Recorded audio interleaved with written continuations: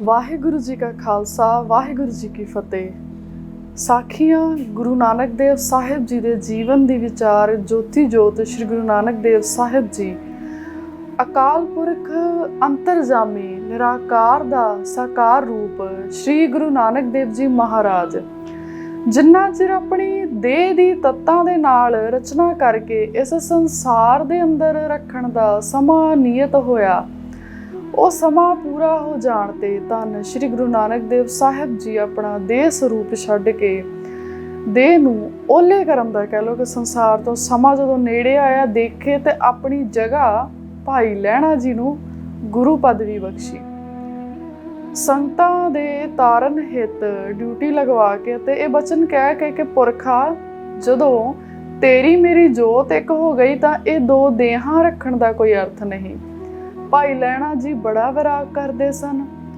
ਉਹਨਾਂ ਨੂੰ ਧੀਰਜ ਦਿੰਦੇ ਹੋਏ ਇਹ ਕਹਿ ਕੇ ਕਿ ਮੈਂ ਸੰਸਾਰ ਤੋਂ ਓਲੇ ਹੋ ਰਿਹਾ ਹਾਂ, ਪਰੰਤੂ ਤੇਰੇ ਹਿਰਦੇ ਵਿੱਚ ਹਮੇਸ਼ਾ ਸਾਖਸ਼ਾਤ ਹੋ ਕੇ ਤੇਰੇ ਅੰਗ ਸੰਗ ਰਹਾਂਗਾ। ਪਰ ਪੁਰਖਾ ਇਹ ਸੰਸਾਰੀ ਮਰਿਆਦਾ ਹੈ। ਸੰਸਾਰ ਦੀ ਰਚਨਾ 5 ਤੱਤਾਂ ਤੋਂ ਹੈ। ਜਦੋਂ ਤੱਤ ਨਾਸ਼ਵਾਨ ਹਨ ਤਾਂ ਤੱਤਾਂ ਦੀ ਬਣੀ ਹੋਈ ਦੇਹ ਕਦੋਂ ਸੱਤ ਰਹਿ ਸਕਦੀ ਹੈ। ਇਸ ਲਈ ਮੈਂ ਆਪਣੇ ਪਿਆਰੇ ਗੁਰਸਿੱਖਾਂ ਨੂੰ ਜ਼ਿੰਦਗੀ ਭਰ ਸੱਤ ਦੇ ਨਾਲ ਹੀ ਜੋੜਿਆ ਹੈ, ਮਿੱਥਿਆ ਦੇ ਨਾਲ ਨਹੀਂ। ਪੁਰਖਾ ਤੂੰ ਵੈਰਾਗ ਨਾ ਕਰ, ਕਿਉਂਕਿ ਮੈਂ ਤੇਰੇ ਤੋਂ ਦੂਰ ਨਹੀਂ ਜਾ ਰਿਹਾ, ਬਲਕਿ ਮੈਂ ਤੇਰੇ ਹਿਰਦੇ ਵਿੱਚ ਸਮਾ ਰਿਹਾ ਹਾਂ। ਗੁਰੂ ਨਾਨਕ ਸਾਹਿਬ ਜੀ ਨੂੰ ਇਹ ਕਹਿ ਕੇ ਵਿਦਾ ਕਰ ਦਿੱਤਾ ਕਿ ਤੁਸੀਂ ਕਰਤਾਰਪੁਰ ਨਹੀਂ ਖਡੂਰ ਰਹਿਣਾ, ਤੁਹਾਡੀ ਡਿਊਟੀ ਖਡੂਰ ਰਹਿਣ ਦੀ ਹੈ। ਭਾਈ ਲਹਿਣਾ ਜੀ ਨੇ ਵਿਦਾ ਹੋਣ ਲੱਗੇ ਵਾਰ-ਵਾਰ ਗੁਰੂ ਚਰਨਾਂ ਤੇ ਮੱਥਾ ਟੇਕਿਆ ਤੇ ਉਹਨਾਂ ਚਰਨਾਂ ਨੂੰ ਚੁੰਮਦਿਆਂ, ਜਿਨ੍ਹਾਂ ਚਰਨਾਂ ਦੇ ਪ੍ਰਤਾਪ ਨਾਲ ਗੁਰੂ ਪਦਵੀ ਪ੍ਰਾਪਤ ਕੀਤੀ, ਕਿਹਾ ਕਿ ਸਤਿਗੁਰੂ ਜੀ ਭਾਵੇਂ ਆਪ ਦਾ ਵਚਨ ਸੱਤ ਹੈ ਕਿ ਦੇਹ ਮਿੱਥਿਆ ਹੁੰਦੀ ਹੈ। ਮਿੱਥਿਆ ਤਾਂ ਹੋਵੇ ਜੇ ਤੁਸੀਂ ਦੇਹ ਹੋਵੋ।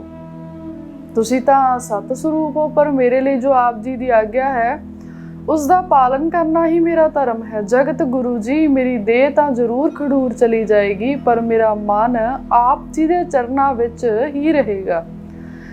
ਇਹ ਕਹਿ ਕੇ ਆਗਿਆ ਮੰਨ ਕੇ ਵੈਰਾਗ ਵਿੱਚ ਹੰਝੂ ਵਹਾਉਂਦੇ ਵੈਰਾਗ ਦੇ ਸਹਿਤ ਹੀ ਖਡੂਰ ਸਾਹਿਬ ਨੂੰ ਤੁਰ ਗਏ। ਭਾਈ ਲਹਿਣਾ ਜੀ ਦੇ ਘਰ ਚਲੇ ਜਾਣ ਤੋਂ ਬਾਅਦ ਹਜ਼ੂਰੀ ਦੀ ਸੇਵਾ ਭਾਈ ਸਧਾਰਨ ਨਾਮੀ ਸਿੱਖ ਨਿਭਾਉਂਦਾ ਰਿਹਾ। ਸਧਾਰਨ ਦਾ ਪਿੰਡ ਪੱਖੋ ਕੇ, ਜੋ ਕਿ ਤਵਾਰੀਖ ਗੁਰੂ ਖਾਲਸਾ ਵਿੱਚ ਲਿਖਿਆ ਹੈ ਕਿ ਦੂਸਰਾ ਸਿੱਖ ਭਾਈ ਕਮਲੀਆ ਸੀ। ਇਸ ਨੇ ਵੀ ਸਤਿਗੁਰੂ ਜੀ ਦੀ ਸੇਵਾ ਸਤਿਗੁਰਾਂ ਜੀ ਦੇ ਜੋਤ ਸਮਾਉਣ ਤੱਕ ਨਿਭਾਈ। ਜਦੋਂ ਸਤਿਗੁਰੂ ਜੀ ਦੇ ਜੋਤੀ ਜੋਤ ਸਮਾਉਣ ਦਾ ਸਮਾਂ ਨੇੜੇ ਆਇਆ ਤਾਂ ਆਪ ਜੀ ਨੇ ਤਿੰਨੇ ਦੇਵਤੇ ਬ੍ਰਹਮਾ, ਵਿਸ਼ਨੂੰ, ਸ਼ਿਵ ਜੀ ਦੇ ਮਨ ਵਿੱਚ ਸੰਕਲਪ ਪੈਦਾ ਕਰ ਦਿੱਤਾ ਕਿ ਸੰਸਾਰ ਦੇ ਮਾਲਕ ਸਿਰਜਣਹਾਰ ਨੂੰ ਬੇਨਤੀ ਕਰੀਏ ਕਿ ਮਹਾਰਾਜ ਆਪ ਜੀ ਦੀ ਬਣਾਈ ਹੋਈ ਮਰਿਆਦਾ ਅਨੁਸਾਰ ਜਿਤਨੀ ਦੇਰ ਆਪ ਜੀ ਦਾ ਸੰਕਲਪ ਸੰਸਾਰ 'ਚ ਰਹਿ ਕੇ ਸੰਸਾਰ ਨੂੰ ਤਾਰਨ ਦਾ ਸੀ, ਉਹ ਸਮਾਂ ਪੂਰਾ ਹੋ ਗਿਆ। ਇਸ ਲਈ ਆਪ ਆਪਣੇ ਨਿੱਜ ਘਰ ਸੱਚਖੰਡ ਵਿੱਚ ਬਿਰਾਜਣਾ ਕਰੋ ਜੀ। ਇਹ ਸੰਕਲਪ ਲੈ ਕੇ ਤਿੰਨੇ ਦੇਵਤੇ ਆਪਣਾ ਰੂਪ ਬਦਲਾ ਕੇ ਸਾਧੂ ਬਾਣੇ ਵਿੱਚ ਸ਼੍ਰੀ ਕਰਤਾਰਪੁਰ ਸਾਹਿਬ ਪਹੁੰਚੇ। ਤਿੰਨੇ ਦੇਵਤੇ ਵਿਚਾਰ ਕਰ ਰਹੇ ਸਨ ਕਿ ਕਿਸ ਤਰੀਕੇ ਨਾਲ ਸੁਨੇਹਾ ਦਈਏ। ਸਾਹਮਣੇ ਜਾਣ ਤੋਂ ਸੰਕੋਚ ਕਰਦੇ, ਕਿਉਂਕਿ ਸਤਿਗੁਰੂ ਜੀ ਅਵਤਾਰਾਂ ਦੇ ਅਵਤਾਰ, ਵੱਡਿਆਂ ਤੋਂ ਵੱਡੇ, ਜੈਸਾ ਕਿ ਗੁਰੂ ਅਰਜਨ ਦੇਵ ਸਾਹਿਬ ਜੀ ਦਾ ਕਥਨ ਹੈ, ਸ਼੍ਰੀ ਗੁਰੂ ਗ੍ਰੰਥ ਸਾਹਿਬ ਜੀ ਦਾ ਫੁਰਮਾਨ ਹੈ, ਸਭ ਤੇ ਵੱਡਾ ਸਤਿਗੁਰੂ ਨਾਨਕ ਜਿਨ ਕਲ ਰਾਖੀ ਮੇਰੀ। ਇਸ ਪ੍ਰਕਾਰ ਸਤਿਗੁਰੂ ਜੀ ਸਾਰਿਆਂ ਤੋਂ ਵੱਡੇ ਹਨ। ਗੁਰੂ ਜੀ ਨੇ ਐਸਾ ਕੌਤਕ ਕੀਤਾ, ਧਰਮਸਾਲ ਦੇ ਅੱਗੇ ਇੱਕ ਪਿੱਪਲ ਦਾ ਦਰਖਤ, ਜਿਸ ਦੇ ਹੇਠਾਂ ਸਤਿਗੁਰੂ ਜੀ ਸੂਰਜ ਚੜ੍ਹੇ ਬੈਠੇ ਹੋਏ ਸਨ। ਸਿੱਖ ਸੰਗਤਾਂ ਜੋ ਸਤਿਗੁਰਾਂ ਦੇ ਦਰਸ਼ਨ ਤੇ ਬਚਨਾਂ ਦਾ ਲਾਭ ਉਠਾ ਰਹੀਆਂ ਸਨ। ਇਸ ਕਥਾ ਨੂੰ ਭਾਈ ਸੰਤੋਖ ਸਿੰਘ ਜੀ ਇਸ ਪ੍ਰਕਾਰ ਲਿਖਦੇ ਹਨ। ਅਬ ਜਿਹ ਬਿਦ ਬੈਕੁੰਠ ਸਿਧਾਰੇ, त्यों मैं कहो सुनहो हित तारे। एक दिवस चल दल की छाई, बैठे होते भोर जग साई। सतगुरु जी की दृष्टि जिथे अपने सिखां दे पा के निहाल कर रहे सीगे, चरण शरण विच आउण वालियां नूं नदरों नदरी निहाल कर रहे, उत्थे आप जी दी निहाल करन वाली नज़र गुरु घर दे ਪਸ਼ੂਆਂ ਤੇ ਪਈ, ਕਿਉਂਕਿ ਪਸ਼ੂ ਬਹੁਤ ਭੁੱਖੇ ਸਨ। ਸਤਿਗੁਰਾਂ ਜੀ ਨੇ ਭਾਈ ਕਮਲੀਏ ਨੂੰ ਆਪਣੇ ਕੋਲ ਸੱਦਿਆ ਤੇ ਪਸ਼ੂਆਂ ਵੱਲ ਇਸ਼ਾਰਾ ਕਰਕੇ ਕਿਹਾ, ਭਾਈ ਕਮਲੀਏ, ਇਹ ਵਿਚਾਰੇ ਬੇਜ਼ੁਬਾਨ ਪਸ਼ੂ ਭੁੱਖੇ ਹਨ। ਕਿਉਂਕਿ ਸਤਿਗੁਰੂ ਜੀ ਦਾ ਸੁਭਾਅ ਸੀ ਕਿ ਕਿਸੇ ਜੀਵ ਜੰਤੂ, ਪਸ਼ੂ ਪੰਛੀ, ਮਨੁੱਖ ਨੂੰ ਦੁਖੀ ਦੇਖ ਕੇ ਉਹਨਾਂ ਦਾ ਸਾਰੀ ਜ਼ਿੰਦਗੀ ਦੁੱਖ ਵਡਾਉਂਦੇ ਰਹੇ। ਸਾਨੂੰ ਅਗਿਆਨੀ ਲੋਕਾਂ ਨੂੰ ਉਪਦੇਸ਼ ਬਖਸ਼ਣ ਵਾਸਤੇ ਕਿ ਤੁਹਾਡੇ ਬੂਹੇ ਤੇ ਕੋਈ ਪਸ਼ੂ ਕਿੱਲੇ ਨਾਲ ਬੱਧਾ ਹੈ ਤਾਂ ਉਸਦੇ ਕੋਲ ਜ਼ੁਬਾਨ ਨਾ ਹੋਣ ਕਰਕੇ ਉਸਨੇ ਕਦੇ ਪਿਆਸ ਲੱਗੀ ਤੇ ਪਾਣੀ ਨਹੀਂ ਮੰਗਣਾ ਤੇ ਨਾ ਹੀ ਭੁੱਖ ਲੱਗੀ ਤੋਂ ਕਦੇ ਪੱਠੇ ਮੰਗਣੇ ਹਨ। ਤੁਹਾਨੂੰ ਆਪ ਹੀ ਆਪਣੇ ਕਿੱਲੇ ਤੇ ਬੱਧੇ ਪਸ਼ੂ ਦੀ ਭੁੱਖ ਪਿਆਸ ਦਾ ਅਨੁਭਵ ਕਰਨਾ ਹੋਵੇਗਾ। ਨਾ ਕਰੋਗੇ ਤਾਂ ਉਸਦੀ ਜੋ ਦੇਖਭਾਲ ਹੈ, ਇਹ ਪਾਪ ਦਾ ਜੋ ਫਲ ਹੈ, ਇਹ ਤੁਹਾਨੂੰ ਭੋਗਣਾ ਪਏਗਾ ਕਿ ਤੁਸੀਂ ਉਸ ਪਸ਼ੂ ਦੀ ਦੇਖਭਾਲ ਨਹੀਂ ਕੀਤੀ। ਇਹ ਤੁਹਾਨੂੰ ਹੀ ਮਿਲੇਗਾ ਫਲ, ਕਿਸੇ ਹੋਰ ਨੂੰ ਨਹੀਂ। ਜੋ ਸਾਨੂੰ ਇਹ ਉਪਦੇਸ਼ ਬਖਸ਼ਣ ਲਈ ਗੁਰੂ ਸਾਹਿਬ ਜੀ ਨੇ ਭਾਈ ਕਮਲੀਏ ਨੂੰ ਹੁਕਮ ਦਿੱਤਾ ਕਿ ਪਸ਼ੂਆਂ ਵਾਸਤੇ ਪੱਠੇ ਲੈ ਕੇ ਆਵੀਂ। ਇਹਨਾਂ ਨੇ ਕਿਹੜਾ ਮੰਗਣਾ ਹੈ, ਇਹਨਾਂ ਦਾ ਖਿਆਲ ਆਪਾਂ ਨੂੰ ਹੀ ਕਰਨਾ ਹੋਵੇਗਾ। ਕਮਲੀਆ ਗੁਰੂ ਜੀ ਦੀ ਗੱਲ ਸੁਣ ਕੇ ਸਤ ਬਚਨ ਕਹਿ ਕੇ ਪੱਠੇ ਲੈਣ ਤੁਰ ਪਿਆ। ਰਸਤੇ ਵਿੱਚ ਜਾਂਦਾ ਕੀ ਵੇਖਦਾ ਹੈ ਕਿ 3 ਮਹਾਤਮਾ ਆਪਣੀ ਮੌਜ ਵਿੱਚ ਬੈਠੇ ਹਨ। तेह छिन आयस को धर बेसा, आए त्रै बिद शंभु सुरेसा। कमला जात वहर को हेरा, नाम ले तब ऊंचो टेरा।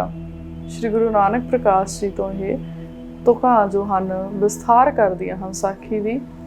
भाई कमलिया जी इस गल तो बड़े हैरान होए कि इन्हां ने मेरा नाम लैके आवाज़ मारी, ਜਦੋਂ कि महात्मा मैं पहली वारी देखे ਹਨ, ਅੱਗੇ ਕਦੀ ਦਰਸ਼ਨ ਨਹੀਂ ਕੀਤੇ।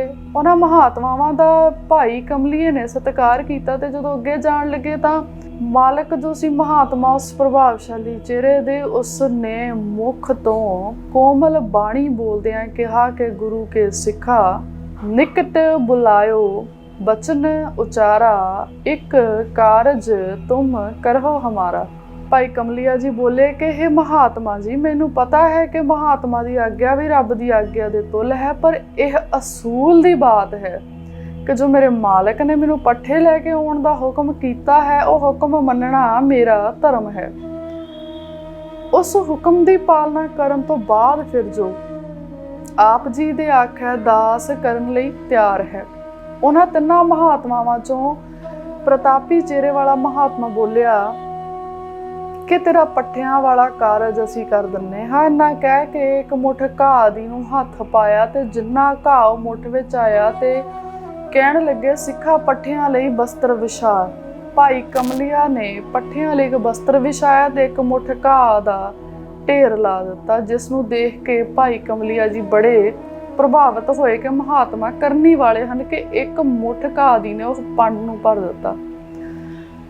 ਇੱਕ ਤਾਂ ਇਹਨਾਂ ਨੇ ਨਾਂ ਲੈ ਕੇ ਬੁਲਾਇਆ ਤੇ ਦੂਜਾ ਘਾਹ ਦੀ ਇੱਕ ਮੁੱਠ ਤੋਂ ਪੰਡ ਬਣਾਤੀ। ਕਮਲੀਏ ਨੇ ਜਦੋਂ ਘਾਹ ਦੀ ਪੰਡ ਚੁੱਕਣ ਲਈ ਬੰਨ ਲਈ ਤਾਂ ਉਹਨਾਂ 3 ਮਹਾਤਮਾਵਾਂ ਵਿੱਚੋਂ ਮਹਾਤਮਾ ਰੂਪ ਸ਼ਿਵ ਜੀ ਉਹਨਾਂ ਨੇ ਇੱਕ ਪੁੜੀ ਵਿਭੂਤੀ ਦੇ ਦਿੱਤੀ ਅਤੇ ਆਖਿਆ ਕਿ ਤੂੰ ਆਪਣੇ ਮਾਲਕ ਨੂੰ ਦੇ ਦੇਵੀਂ, ਇਹਦੇ ਵਿੱਚ ਸਾਡਾ ਸੁਨੇਹਾ ਹੈ। ਜਦੋਂ ਭਾਈ ਕਮਲੀਆ ਜੀ ਗੁਰੂ ਜੀ ਦੇ ਨੇੜੇ ਪਹੁੰਚਿਆ ਤਾਂ ਕੁਝ ਸੰਗਤਾਂ ਦੇ ਸਰੀਰ ਗੁਰੂ ਨਾਨਕ ਸਾਹਿਬ ਜੀ ਦੇ ਕੋਲ ਬੈਠੇ ਸਨ। ਪਿਆਰ ਦੇ ਬਚਨ ਜੋ ਬਿਲਾਸ ਗੁਰੂ ਨਾਨਕ ਦੇਵ ਸਾਹਿਬ ਜੀ ਉਹਨਾਂ ਨੂੰ ਸੁਣਾ ਰਹੇ ਸਨ। ਜਦੋਂ ਕਮਲੀਆ ਪੰਡ ਲਿਆਇਆ ਤਾਂ ਜ਼ਮੀਨ ਤੇ ਸੁੱਟੀ ਤਾਂ ਸਤਿਗੁਰੂ ਜੀ ਦਾ ਧਿਆਨ ਭਾਈ ਕਮਲੀਏ ਵੱਲ ਹੋਇਆ। ਪੁੱਛਿਆ, ਕਮਲੀਆ ਇਤਨਾ ਜਲਦੀ ਵਾਪਸ ਆ ਗਿਆ ਏ? ਆਪਣੇ ਖੇਤ ਤਾਂ ਦੂਰ ਸਨ, ਇਹ ਪੱਠੇ ਕਿਸ ਦੇ ਖੇਤ ਚੋਂ ਵੱਢ ਲਿਆਇਆ ਏ? ਜੇ ਪੱਠੇ ਕਿਸੇ ਦੂਸਰੇ ਦੇ ਖੇਤ ਦੇ ਹਨ ਤਾਂ ਫਿਰ ਇਹਨਾਂ ਪਸ਼ੂਆਂ ਨੂੰ ਨਾ ਪਾਵੀਂ, ਕਿਉਂਕਿ ਹਰਾਮ ਜੋ ਪੱਠਿਆਂ ਤੋਂ ਪੈਦਾ ਹੋਇਆ ਦੁੱਧ ਨਾਮ ਜਪਣ ਦੇ ਸੰਸਕਾਰ ਨਹੀਂ ਰਹਿਣ ਦੇਵੇਗਾ। ਇਹ ਗੁਰੂ ਨਾਨਕ ਦੇਵ ਸਾਹਿਬ ਜੀ ਦਾ ਜੋ ਉਪਦੇਸ਼ ਕਿ ਜੋ ਆਪਣੀ ਕਿਰਤ ਕਮਾਈ ਤੋਂ ਸਿਵਾਏ ਕਿਸੇ ਦੂਜੇ ਦੀ ਕਿਰਤ ਕਮਾਈ ਜੋ ਖਾਂਦਾ ਆ ਤੇ ਉਹਦਾ ਜੋ ਨਾਮ ਆ, ਜੋ ਜਪਿਆ ਨਾਮ ਆ, ਉਹਦੇ ਸੰਸਕਾਰ ਉਹਦੇ ਅੰਦਰ ਨਹੀਂ ਰਹਿੰਦੇ। ਤੇ ਨਾਲ ਧੁਰਾਂ ਤੋਂ ਆਈ ਬਾਣੀ ਦਾ ਉਪਦੇਸ਼ ਹੈ, ਹੱਕ ਪਰਾਇਆ ਨਾਨਕਾ ਉਸ ਸੁਰ ਉਸ ਗਾਏ, ਗੁਰ ਪੀਰ ਹਾਮਾ ਤਾ ਭਰੇ ਜਾ ਮੁਰਦਾਰ ਨ ਖਾਏ। ਇਹ ਗੱਲ ਸੁਣ ਕੇ ਕਮਲੀਆ ਜੀ ਬੋਲੇ, ਸਤਿਗੁਰੂ ਜੀ, ਆਪ ਜੀ ਦੀ ਸੰਗਤ ਵਿੱਚ ਰਹਿਣ ਵਾਲਾ ਕਿਸੇ ਦੂਸਰੇ ਦੇ ਖੇਤ ਵਿੱਚੋਂ ਪੱਠੇ ਵੱਢ ਕੇ ਲਿਆਉਣ ਦੀ ਹਿੰਮਤ ਨਹੀਂ ਕਰ ਸਕਦਾ, ਇਸ ਲਈ मेरी की मजाल कि मैं आप जी के हुक्म की अदूली करा। अंतरजामी सतगुरु जी जानते हुए भी अनजाणा की तरह पूछ रहे हैं कि फिर पट्ठे इन्नी जल्दी कित्थों ते किवें लै आया। तां अगों भाई कमलिया जी ने 3 महात्मावां दे मिलन अते एक मुठ घाह तो एक पंड पट्ठियां दी पैदा करन दी गल सुना दित्ती ते नाल कह दिता कि उन्हां महात्मावां विचों एक ने आप जी नूं एक वस्तु अर्पण कीती है जिस विच ओह कहंदा है कि मेरा सुनेहा है। ये कह के पुड़ी जो सी सतगुरु साहिब जी दे अगे रख दित्ती। जदों सतगुरु जी ने पुड़ी खोली तां कमलिया नूं 3 वार कहा कि यह तां साडा सचखंड जाण दा सुनेहा है ते नाल ही कहा कि जाके सधारण नूं बुला के लिया। कमला हमरो लियाए संदेशा 3 बेर इयों कह जगतेशा।